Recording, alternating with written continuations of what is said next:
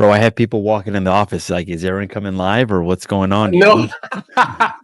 Is Aaron coming live? My bad, team. My bad. We got him ready, willing, and able. Lots of stuff to talk about, dudes. Lots of stuff going on in the real estate industry, huh? I guess one topic that seems to be on everybody's mind at the moment is like this government shutdown. And if and how that could affect the real estate business. What are you seeing? I did two things. Once I was like, okay, it's definitely happening, Yeah. One, I asked ChatGPT, I said, okay, give me the dates and the durations of all previous government shutdowns. Give me the impacts on the stock market, consumer confidence, mortgages, and give me the impacts on the real estate market. And it basically broke it down for me. And he's like, look, the stock market isn't really affected, which obviously I've seen that already where it's kind of remained. It's not like it's not the first time that it happens. It's basically what it gave me to understand.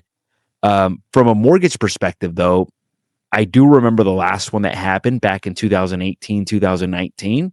And I did have a mortgage professional on the podcast.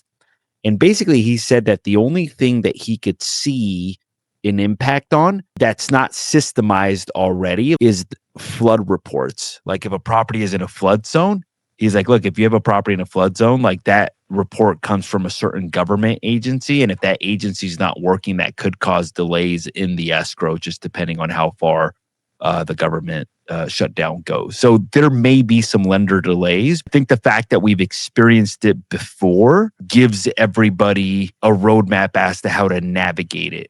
At least that's what I got from the lender as well. So it's not like this like grinding to a halt, which a lot of people kind of can imagine, because the tendency for the media is to catastrophize everything or make people angry. So from a real estate perspective, there may be a little bit of lender delays, but not anything that's going to dramatically affect your business. Yeah. So due to the automation and stuff, like the kind of friction will be less. Yeah. And exactly. So ultimately, if you're an agent watching this, like the two main takeaways: one, shouldn't be a whole lot of friction, shouldn't affect you in a meaningful way. Two, be proactive with any offers that come in, speaking to the lenders and anything you got currently in escrow or, under contract. The next thing is that Zillow has had a really tough week. They are being pursued by the Federal Trade Commission, the FTC, because of a deal that they made with Redfin. Zillow paid Redfin $100 million to kind of restrict access to rental data. I think ultimately as agents, this isn't going to affect your day-to-day business. It's more like an overarching thing, and we'll have to see how it shakes out. But there definitely seems to be an intentional, purposeful kind of effort to dismantle the mechanisms with which data is distributed and who has access to it. When you say restrict rental data, like what does that even... Yeah, so Zillow wants to be like the sole provider of data, right? So based on my understanding with that deal, Zillow paid them, Redfin, $100 million that would allow them, online housing. So here it is, right? So the attorney generals from New York, Virginia, Arizona, Connecticut, and Washington filed a lawsuit against Redfin and Zillow on Wednesday. The suit alleges that the two companies schemed together to reduce competition in the online housing rental market. Attorney generals from 5 states sued Zillow and Redfin.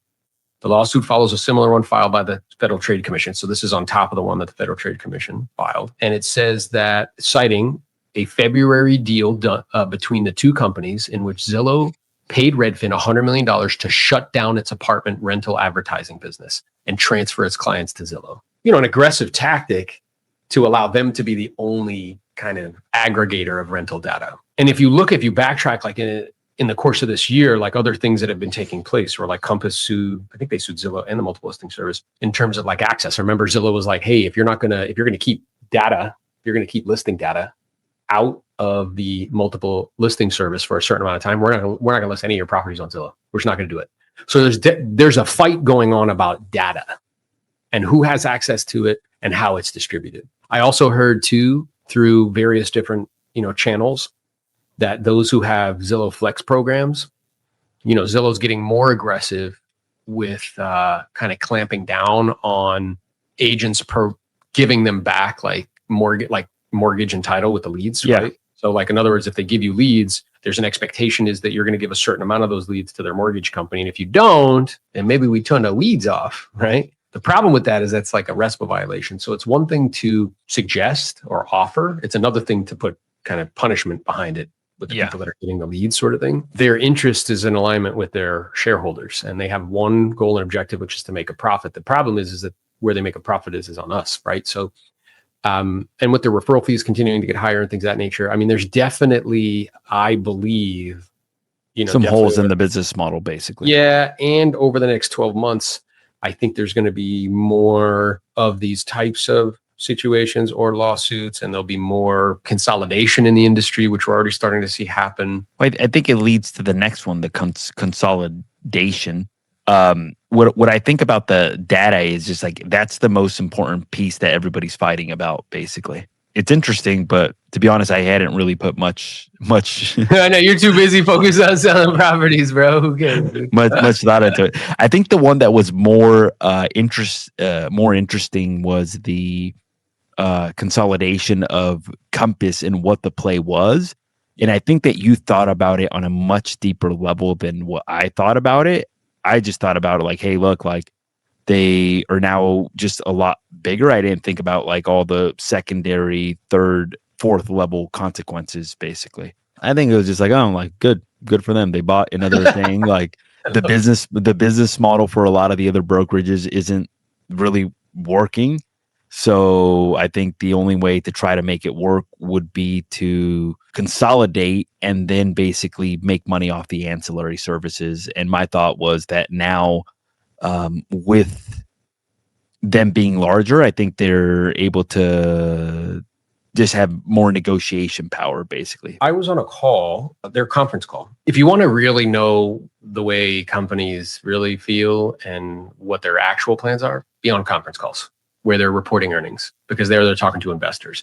And oftentimes that's a much different, diametrically opposed, different conversation than when they're to the general public. What I heard the CEO of Compass say was like, hey, this strategy of like off-market listings, right, which is essentially what they are, is so important to our ability to become profitable that we're going to spend the rest of the time talking about it. That is a business strategy that's masquerading around as choice. So be like, oh, like sellers want choice, blah, blah, blah. No, it's a business strategy that's masquerading as choice. The choice part is the marketing piece.